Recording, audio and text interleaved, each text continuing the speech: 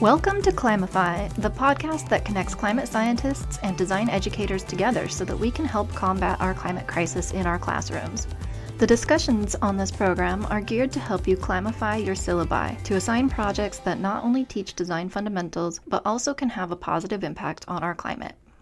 This episode is brought to you by Renourish. Renourish is your one-stop online resource for sustainable design and systems thinking strategies and tools for the graphic designer. You can learn more about Renourish on their website at re-nourish.org, or you can follow them on Twitter and Facebook at Renourish. Welcome to Climify. I'm Eric Benson, and I'll be your host this season as we talk to climate experts from all over the world to help us design educators fight the climate crisis in our classrooms. And yes, I'm also a design educator. I've been teaching for 15 years here at the University of Illinois. But even if you're not a design educator listening to this show, there's so much useful information jam-packed in each that you too can learn how to do your part to help reduce our greenhouse gas emissions. Today on Climify, I'm joined by Akilah Stewart, the founder of Fatra, which is a creative waste design company working towards integrating plastic and textile waste back into the production process to reduce pollution and increase holistic wellness. Fatra is pioneering the use of alternative materials and closed-loop design systems. Fatra, which is a Haitian Creole word for trash, is a global leader in the sustainable fashion movement and continues to challenge mainstream ideas while fostering an evolution of radical elegance and eclectic statement pieces. Akilah teaches formally at Parsons, while also conducting waste design workshops for different institutions here in the U.S. and abroad. Her company Fatra is committed to a cleaner, safer, more equitable fashion industry and environment overall. You can learn more about Akilah Stewart at hifatra.com. That's HIFATRA.com. You can also find her on Facebook and Instagram at hifatra.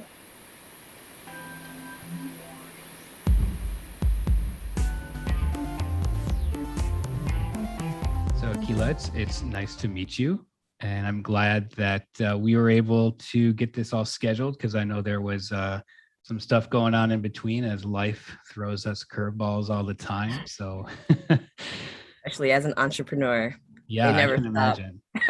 I can imagine, yeah. But I'm excited that we got this all set up and we have a chance to talk for a little while today. And so let's just get right to it. I want to know a little bit more about you and what you do and where you do it there in New York. Awesome. So yeah, hi guys, my name is Akilah Stewart. I am the founder and creator of Fatra. Fatra is a Haitian Creole word that means waste, which is basically what we use to reintroduce back into production to keep from polluting landfills and environmental destruction, and as well as alleviate a lot of social justice issues. We work out of New York. So currently we have handbags, the recycled plastic bottle bag made from recycled plastic bottles and recycled leather. We have bags on bags using plastic bags and leather. So yeah, creating luxury goods with what normally would be waste, trying to keep the lifespans a little bit longer and yeah, just create beautiful pieces. Where do you get a lot of your raw materials? Do you go collect them yourself or do you get donations, both? No, not anymore, thank God, anyway. Generally, we work with a lot of local organizations and local companies that run through lots and lots of plastics. Also, I have all of my friends collecting their household plastics. I mean, it's really not that hard of a thing to do. It's everywhere, unfortunately. It's everywhere. But yeah, generally teaming up with local businesses, specifically Tainted Love in Brooklyn. Shout out Tainted Love, as well as our local bodega actually down the block.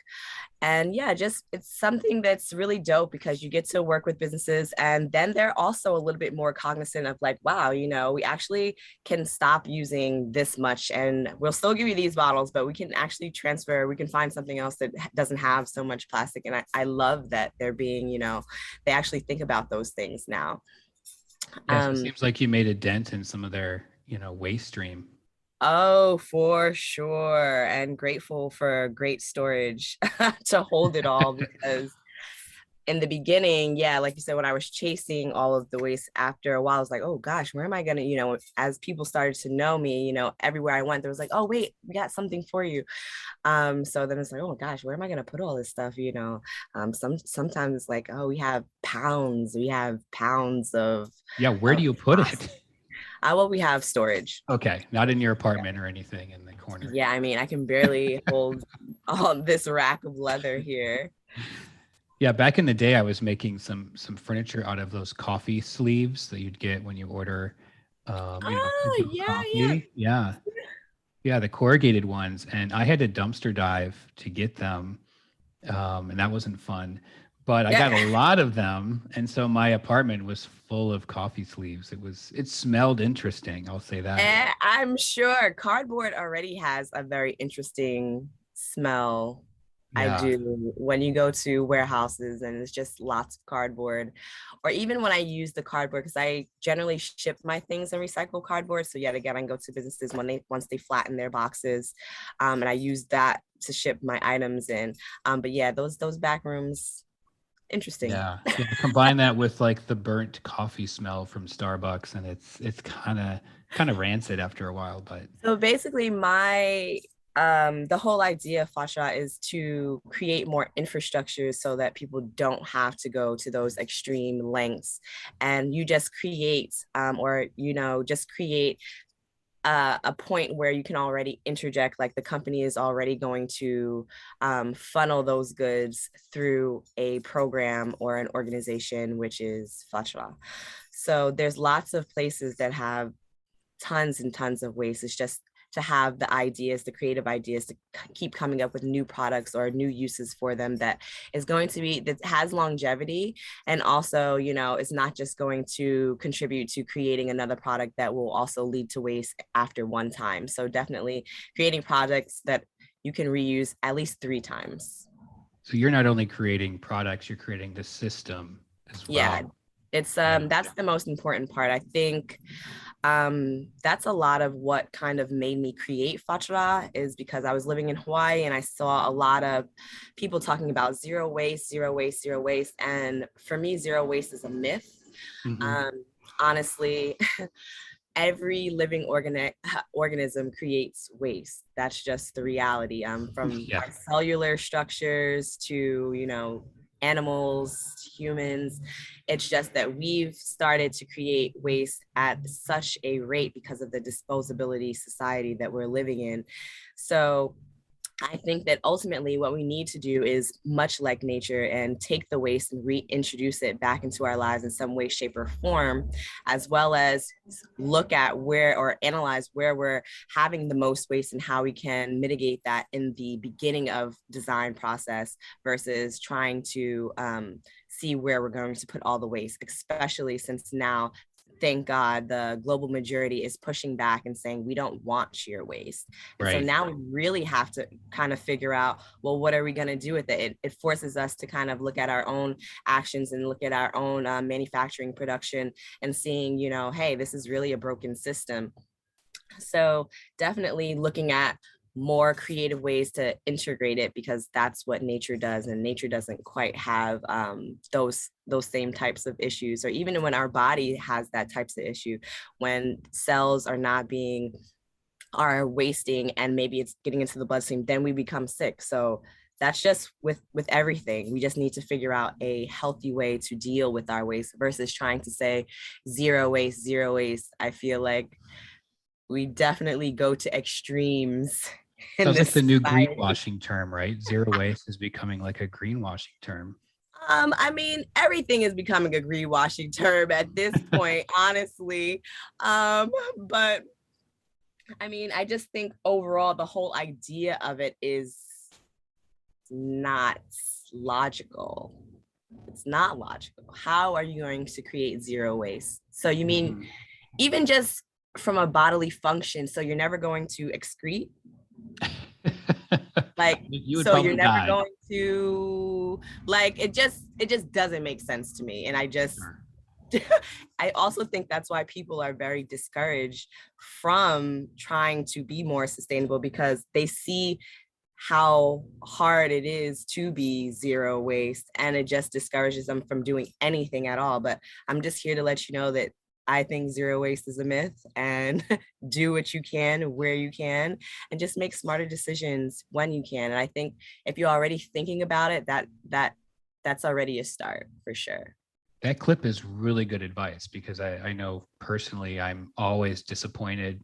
Every Tuesday is my like garbage day in my neighborhood, and I always feel like I'm failing every time I walk it out to the curb, because I know I can do better, right? I mean, it's a constant, thing. And I want to walk out nothing, that's my dream, is like, I don't have to worry about taking things out to the curb, because, but it can't, because the system's not set up. It's not set No, up. It's not set up. And if you judge yourself, or hold yourself to that standard, I think people are too hard on themselves and not hard enough on corporations. Too hard on true. themselves and not hard enough on the lack of options, or even just the lack of consent that we have on what we receive. When someone mails me something or ships something, they ship it with all of this stuff and I didn't even consent to. Right. So I think that we have to really hone in on our power when it comes to these brands, and let them know, hey, we really don't want it, and try to refuse or look for other options where we can. And I think that's a major thing. If you just took one thing that you normally buy in your household all the time that comes with lots of plastic, and search for an alternative, just slashing that one thing is going to already help with one, supporting another business, which most likely is a small business, because small businesses actually have the time and resources to look for things that are meaningful and healthy and impactful for the customer, versus just trying to make a bottom line. So I think that if we just replace one thing within our household, or one thing within our normal activity, we're already on a path of doing something different. I think that sends a message, to, hey, if you don't do it the way that we want it done, then we'll look elsewhere, which I think should be done anyway. Like, when you step out to your left and your right in your community, you're not seeing, the owners of Target. You're not seeing, these people who really just don't give a fuck about how they're producing or making these products at all. No shade to Target or no shade to whatever brands. But when people look out to their left and their right, and they see me, and they see, the owner of Tainted Love and the owner of, these other places, I think in New York especially, that's another reason that I love living here, is that it still kind of supports that mom and pop. Whereas, like, when I go to Florida or I visit my parents, it's box chained out. Yeah. You can't really find, you can't really find too much mom and pop anymore. Yeah, that's unfortunate. I like your advice too about doing one thing. I've decided that I'm going to start with my bathroom, and so like I have no plastic.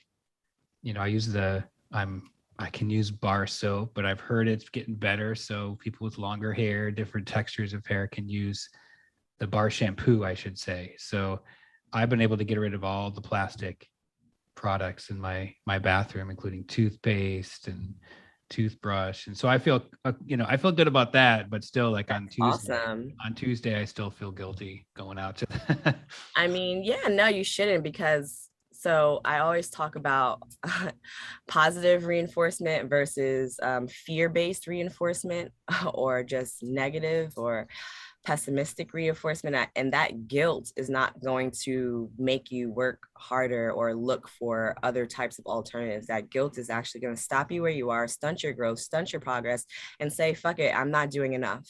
Mm-hmm.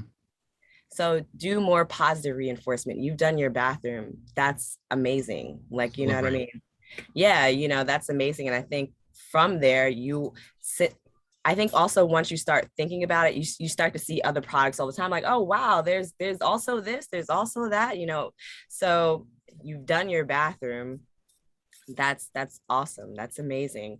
And yeah, just keep going and celebrate each step, celebrate each product that you replace, honestly, because having that shame and guilt, it's just gonna create a stagnant flow, and you're not going to feel as good, where actually you should feel amazing, because to do that within a place that everything is plastic, yeah, you're doing amazing.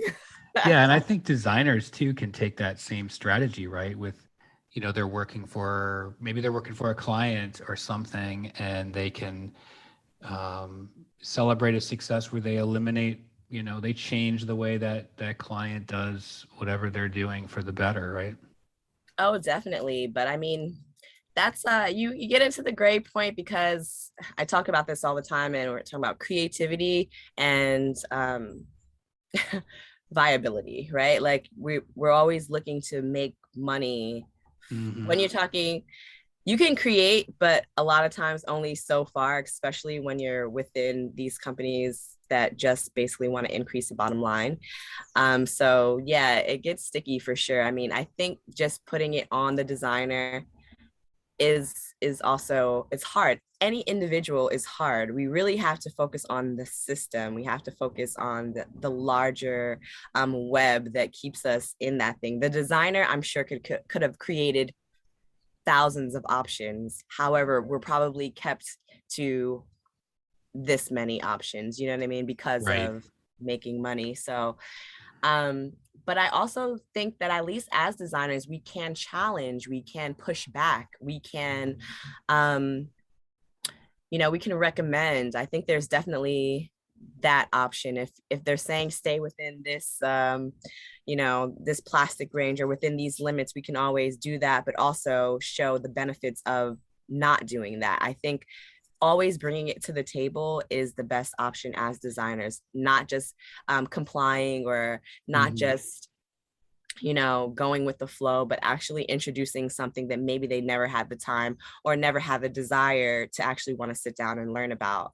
So yes, Yeah, designers can have a certain type of impact for sure. Yeah. Yeah, I think that you said the right word too, learning.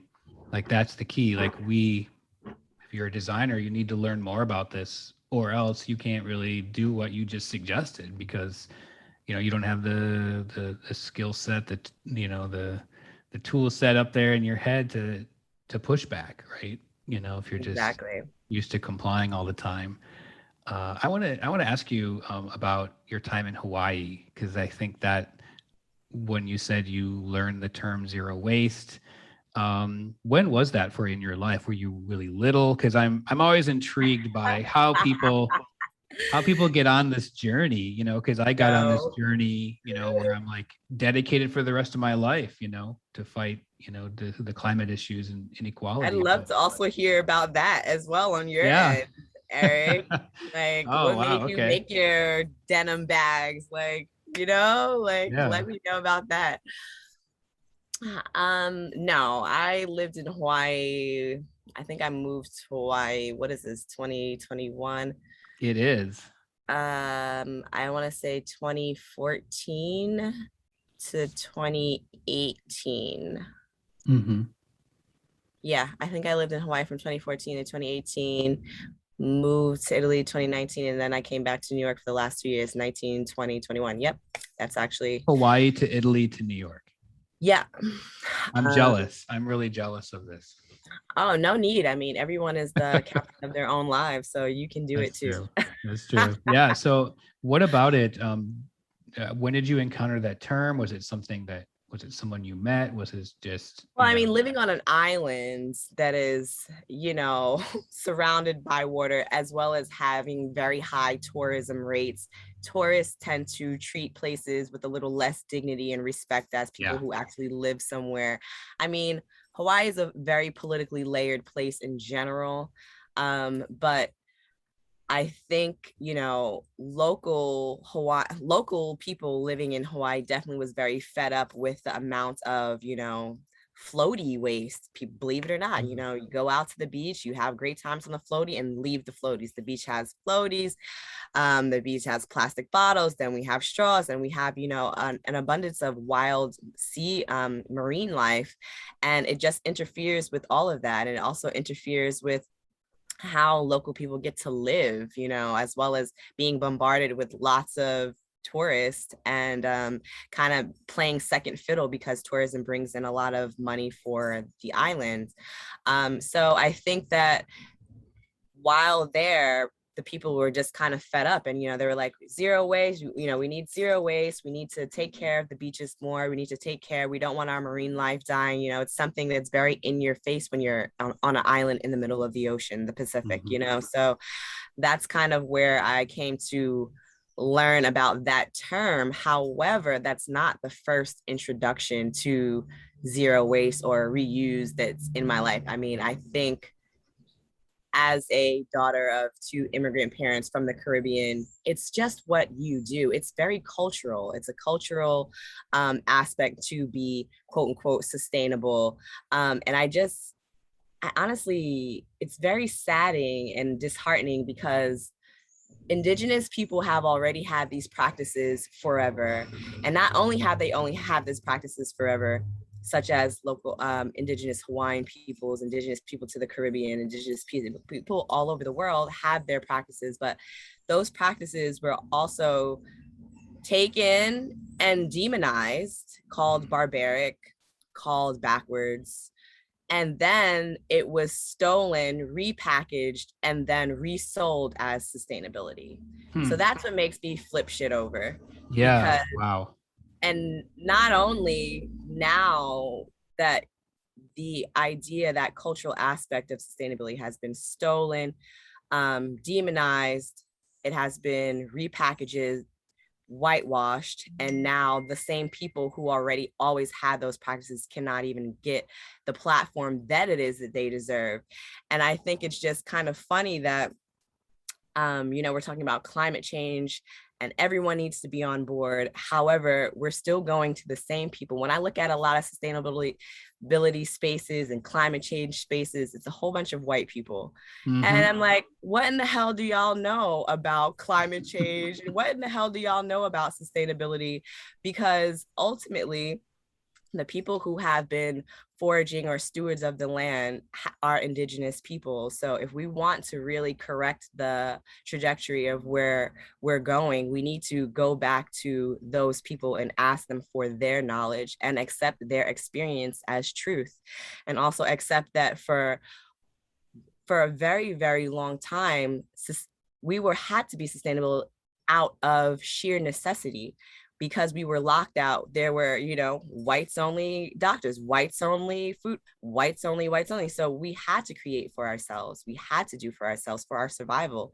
And being that we could be carried over on ships, cross the world, cross the nation, came here, enslaved, and still thrive, there has to be something in that. There has to be something that worked. There has to be something that, how did we survive? How did we take care of ourselves? How did we sow the seeds? How did we take care of the land? How do we use local medicines? How did we do those things? But that conversation is kind of left out of the sustainability space. And that is why I cannot take a lot of what's happening within this space, because they're looking at branches of issues and not root issues. And unless we get to the root of issues, we can never really talk about the offset of what's happening. We're saying, oh, there's climate change. Oh, well, can we talk about deforestation? Can we talk about overfishing? Can we talk about how much pollutants and off-run is coming into soil? Can we talk about industrial farming? And these practices were not indigenous practices. Who introduced these practices and where did they come from? That's how we've gotten where we are. And we need to kind of unravel and go back so that we can get to the root, and then we can create something new. But just saying, oh, fast fashion, or, don't eat meat, all these things is like, they're very trivial solutions to a very deep-rooted issue that began not there. Right. Oh, wow, that hit me. It's like the decolonizing sustainability, right? That comes to mind as something that needs to be done, right? Or even deeper than that, right? It's, how do you do that? What can we do as you start with verbiage. What is sustainability? Mm-hmm. Yeah. What is it? I mean, there's so many definitions, right? And is there so like many in all the like academic literature, and you read exactly. like the UN report, and they have different definitions of it, right? So it's a problem. It's a huge problem, because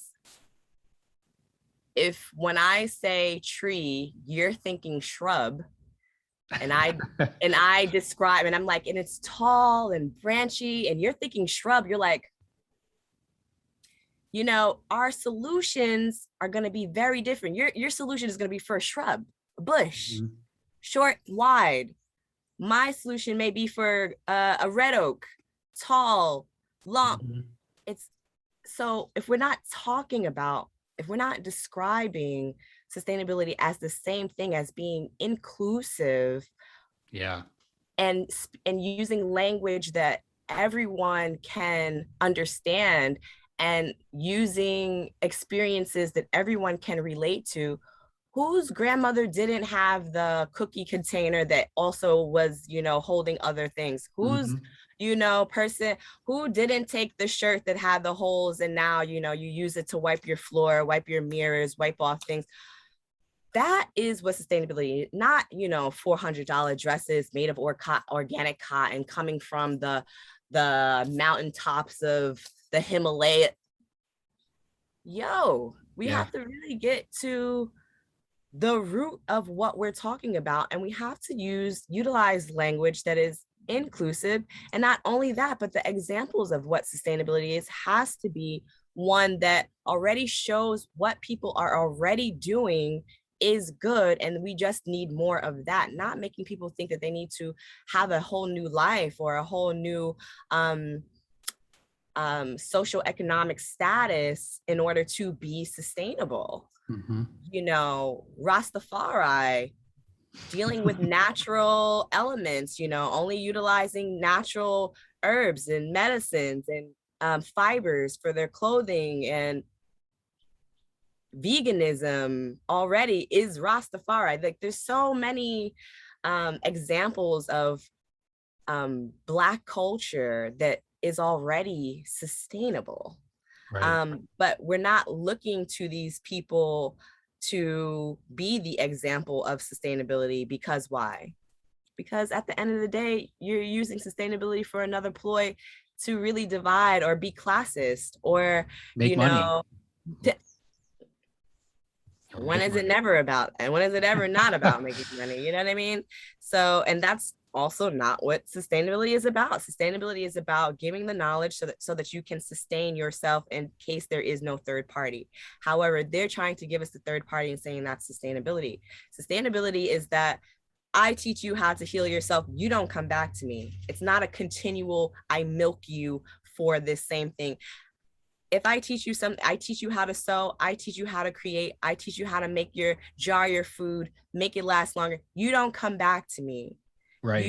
It's something that you can now have and stand on your own 2 feet in order to go on and teach it to to the next generation and have them better upon that idea.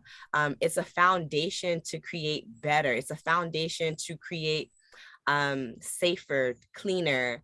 That's really where the technology, where the ideas, where the creativity, where the innovation should lie, not in creating the pens with the Trump bobblehead with the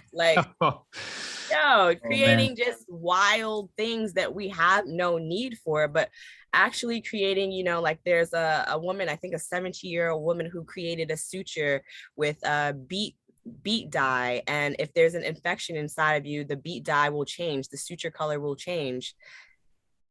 This is where we bring the innovation. This is where, and she's doing it with natural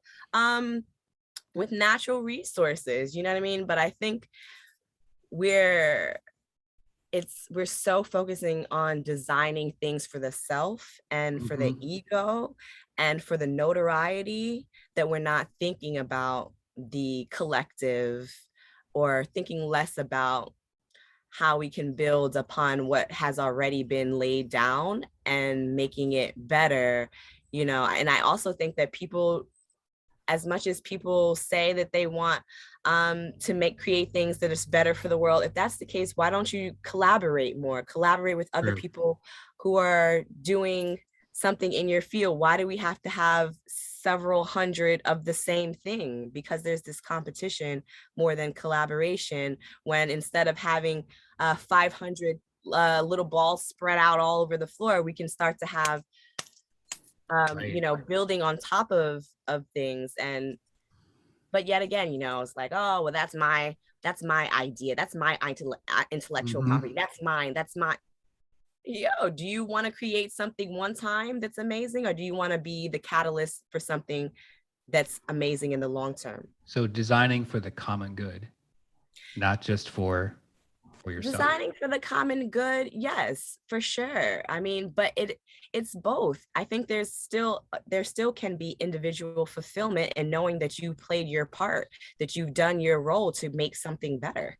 So that's still very much an individualistic fulfillment, as well as that it's not only for you, but that it's going to benefit everyone.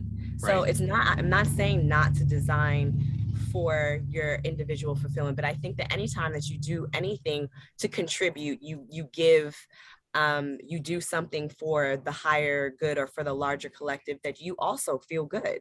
I don't think you're Jesus Christ, you're sacrificing your life, you're throwing yourself on the cross. No, not at all. No. You know what I mean? Yeah, of course.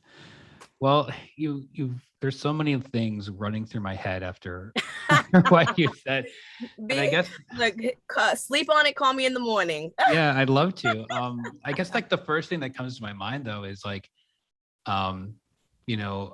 my day job is I'm an educator, right? And a lot of people listening to this, most people probably listening to this are design educators. I mean, I don't know, but I want to do what you just said, right?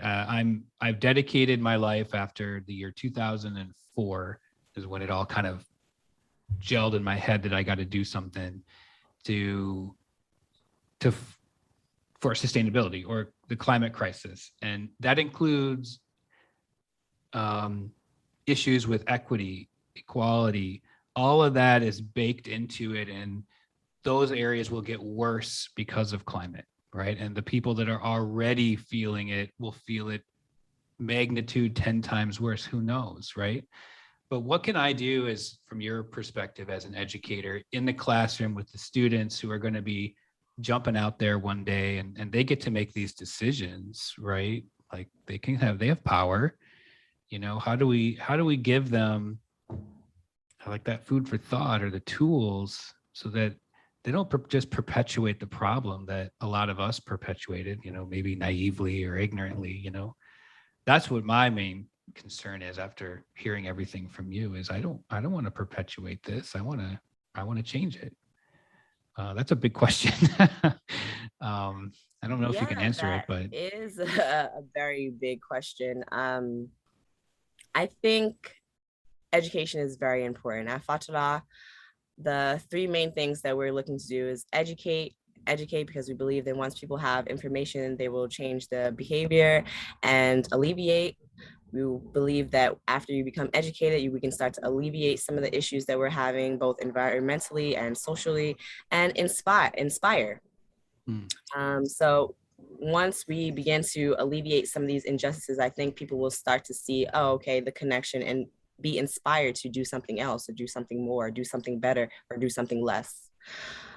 So for me, it's definitely education. I don't know if you ever read this book called Ishmael, but it's my absolute favorite book of all time.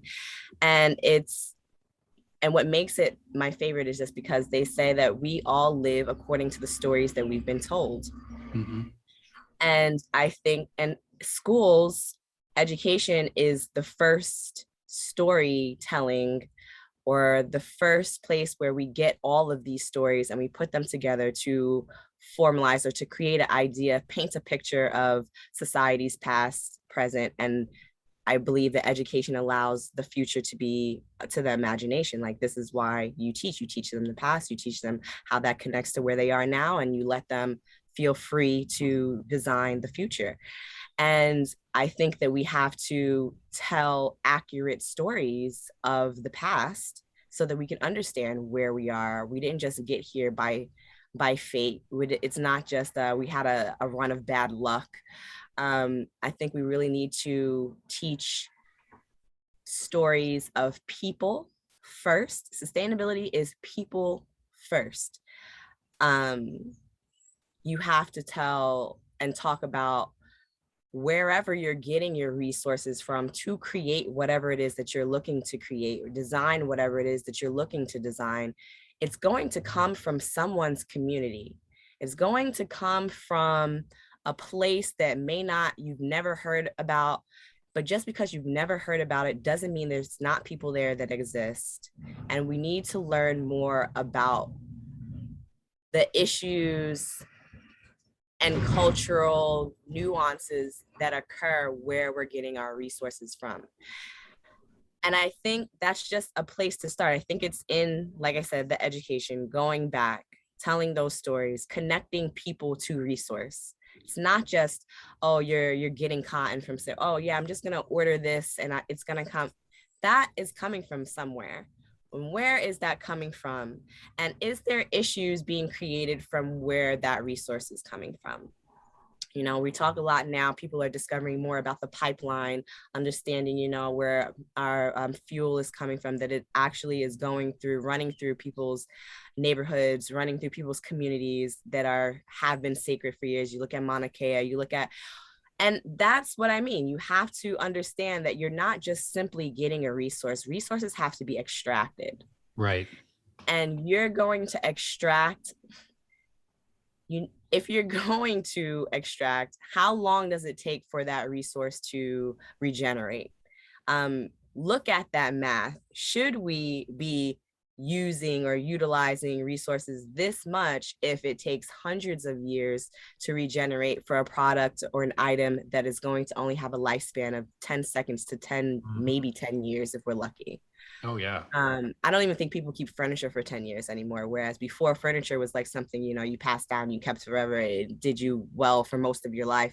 I think even now, you know, with, you know, we don't keep much anymore. So I think as an educator, I'm also an educator, so I'm always looking to make them understand that everything is interconnected and there's always dots that need to be connected. You see when there's natural disasters, then you look at the stock market. Why do you think it starts to fluctuate in stocks? Because those resources are coming from a place that has been from a Taiwan, from a Haiti, from a Venezuela, from a place that is feeling the climate change the most, that is feeling oppression the most. And I want people to understand that nothing happens in a silo. Everything is interconnected. And I want them to start to begin to critical think. And once that starts happening, once I think our students with hella power, start to understand that and realize that nothing is just for face value what it is. You're not just buying a thing. The thing had to come from somewhere. The shirt had to be designed from someone. The food had to be picked by someone. once we understand these things, and not only that they had to be created by someone, who is that someone and what are the conditions that that someone is living under? How is it that we can receive things so cheap? Just honestly look at every aspect of a thing. I think there's a documentary what is like the follow the genes, follow this someone they followed like the like where the genes came from and how it was made. And you know, a lot of going forward is looking back. And I think that's something that we have not done too much of. A lot of going forward requires, even just for your life, it took two parents to make you, and then it took four to make them, to make you. You have to go back in order to even to know yourself. So to know your product, to know your design, you have to do the back work. You have to backtrack before you can go forward. Very much the arrow effect. I always say that when I take like months off or, you know, weeks off, I says I had to pull back so that I can be able to I like jump that. forward. I like that. I don't do enough of that. I think a lot of people don't do that. You know, they need to reflect and how they're just so busy running around. And it's not, by design. Yeah, Nothing it is not by design. And that's what I mean. Look at all the, it's by design. And once you understand that it's by design, you will be more intentional about taking that time. Well, let's take a quick break here for some commercial messages. Most of us know what we need to do to help the planet, like more solar, trees, and more bicycles. But even the best of us can get pretty stuck with figuring out how we motivate and inspire millions of people and governments around the world to adopt change. But there is a way. My name is Katie Patrick. I'm an environmental engineer, a designer, and an author, and I interview expert PhD researchers from top universities around the world, like MIT, Harvard, and Stanford, about the psychology of environmental action. And I put these interviews out on my podcast called How to Save the World. I'm inviting you to join me on this wild intellectual journey into the heart of the environmental psyche so that we can unearth these fascinating and critical teachings we can use in our climate campaigns, programs, designs, and startups. You can find my podcast, How to Save the World, on Apple Podcasts, Spotify, Google Play, and at anchor.fm/Katie Patrick.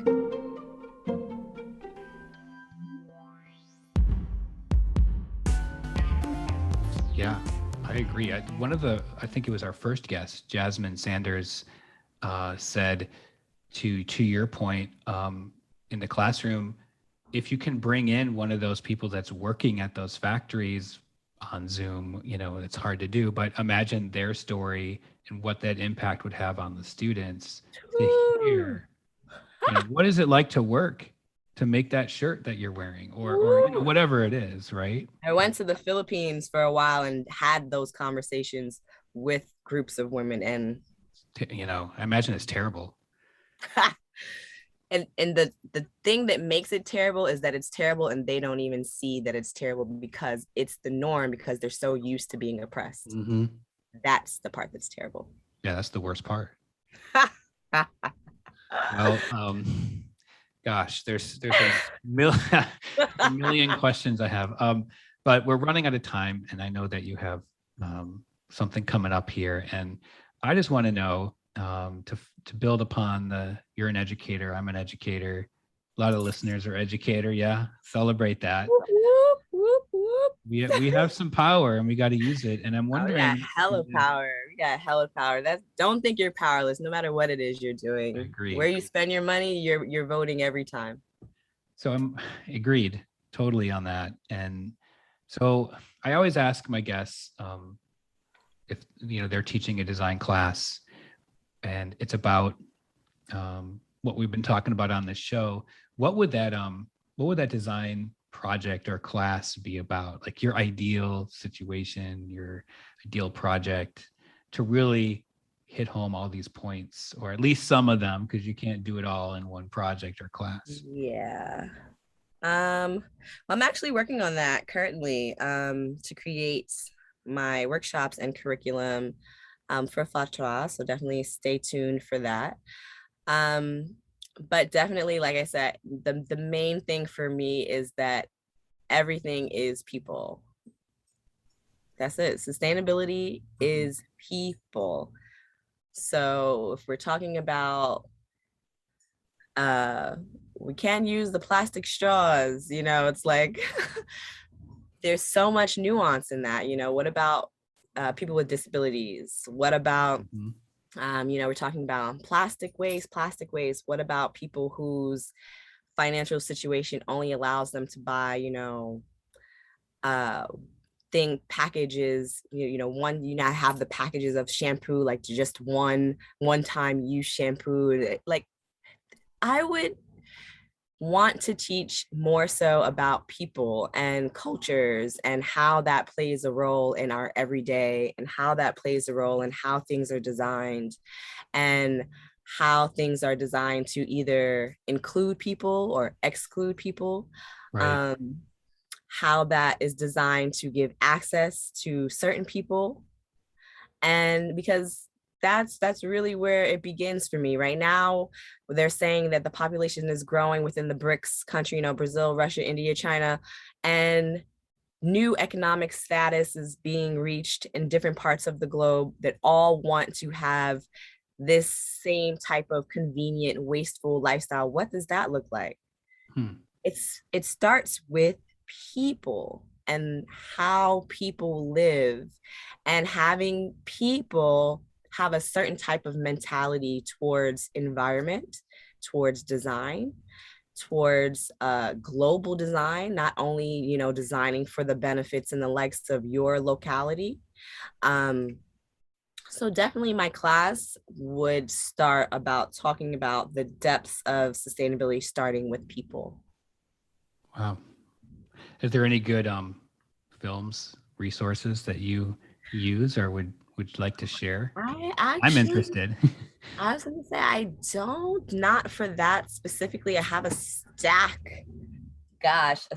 of books that I do read, that I have read. First one I see now is Soil Not Oil by Bandana Shiva. Love her. Shock Doctrine by Naomi Klein. Oh, yeah. Love her. I just picked up this new one, haven't gotten through it yet, but it's a beautiful book it's Bruce Mal's 24 Principles for Designing Massive Change in Your Life and Work. Amazing. I've went through a lot of that. It's a beautiful book. It looks beautiful. It is, actually. And so it's just from the first page, I went to my friend's house and I opened it and I said, okay, I have to buy it.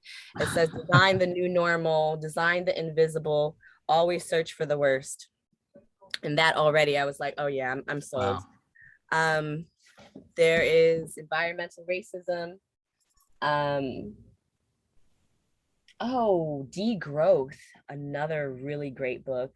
Degrowth, talking about doing not less of the same things we've been doing, but doing things completely different, because I think that's also an issue that we've been having. We'll just buy less of this. We'll just do less of this. No, just do something completely different. Make your coffee at home. Don't, I only buy 2 coffees this week. Make it at home. Do something completely different. There's also another book that I'm reading now that I really enjoy. It's like, I can't see the title off. It's in the stack, but it's talking about fashion and capitalism. A really, really great book. And I think even for sure, your company Fatra is a great case study. For sure. And I know you have some. You told me in the beginning before we started recording, there's a couple of shows coming up, traveling shows. Do you want to share that about, in case some of the listeners are in that area? No, definitely. So we're having our 4-year anniversary, and we're starting on August 18th. Our first stop is going to be in Charlotte, North Carolina. After that, we're going to Columbus, Ohio. I believe, I don't remember all the dates at the top of my head, but definitely feel free to visit the website. HIFATRA, Hi Fatra. And then we're also going to Philadelphia, Pennsylvania, and Chicago, Illinois, which, Eric, I better see you. What is that? September 20th. I remember the date. You said that. Yes. So September 20th. the Chicago dates is the 20th through the 27th, and we'll have about 4 days of programming within that week. That week is also design week. So even if it's not mainly featuring Fatra, there will be lots of other people there as well that are within the design space. So definitely come out, check out the website. On the website, you have the opportunity to buy tickets for those events, and stay tuned also to my Instagram, the same handle. Hi Fatra on Instagram. So yeah. Well, I'll have to come and visit you. I can bring you one of my denim bags that I made. Yeah. I have made them too, just maybe not as well sewn, but they they did reuse a waste stream material. And I'd love to collaborate with you. I love the collaboration. It's everything that I do is collaboration, because I just can't do it on my own. I'm not smart enough. I have to work with other people. No, but it's not even so much that you're not smart enough, but everyone has new eyes, Right. And that's what I love working with my sewist team, because I've been sewing for a very long time, and I can create the same thing. And they're like, oh, but I do it like this. And it's like, oh, wow, I've never thought of that. And that's why I think more industries should intersect, the food and fashion and, mental health and this and that. Like, there should be more intersections, because we're all looking at, we can all look at the same issue and come up with very completely different solutions. Exactly. And my experiences aren't yours, and vice versa. And all of that plays into, making, like, filling in spots that I would never have thought about. Right. That is the beauty in diversity inclusion, not, right. Oh, let me throw a Black chick up there. Let me throw an Asian man. But that is the diversity, not only of culture, which yes is a huge one, but also skill sets. Someone who may have graduated college, someone who may not, someone who's making, someone who's doing.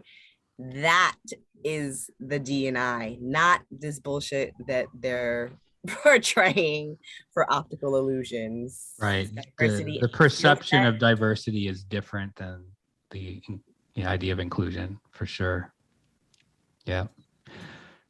Well, I think you would also be a great resource for our educators. This episode, reach out to her at hifatra.com. Akilah, it's been awesome having you. And I look forward to Chicago in September when come by, say hi, get a bag, learn a thing, do a workshop. Definitely. Thank you for having me, Eric. This has been great. Thank you for being on. It's been awesome.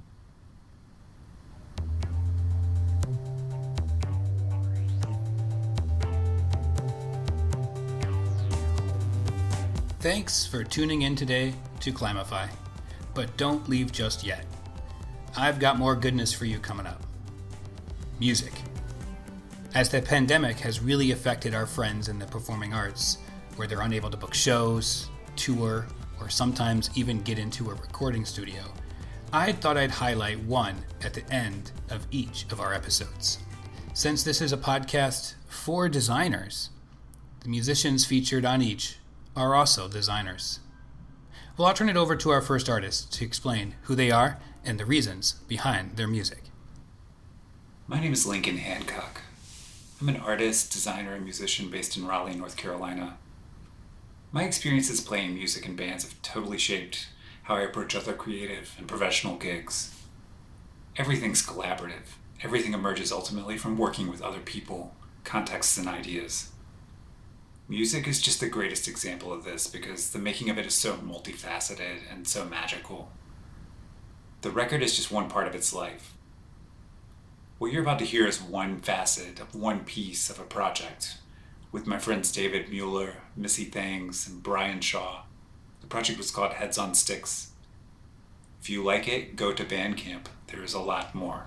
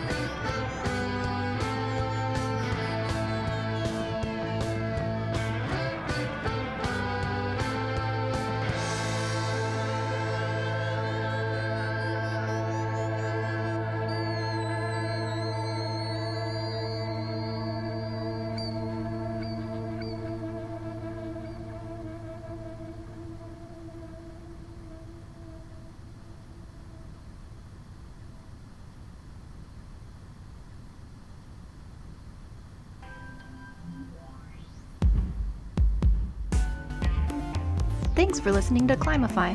If you enjoyed this episode and you'd like to help support the podcast, please share it with others, post about it on social media, or leave a rating and review wherever you listen to podcasts. To catch all the latest on Climify, you can follow us on Instagram at Climify Podcast. Climify is part of Climate Designers. Learn more at climatedesigners.org/edu.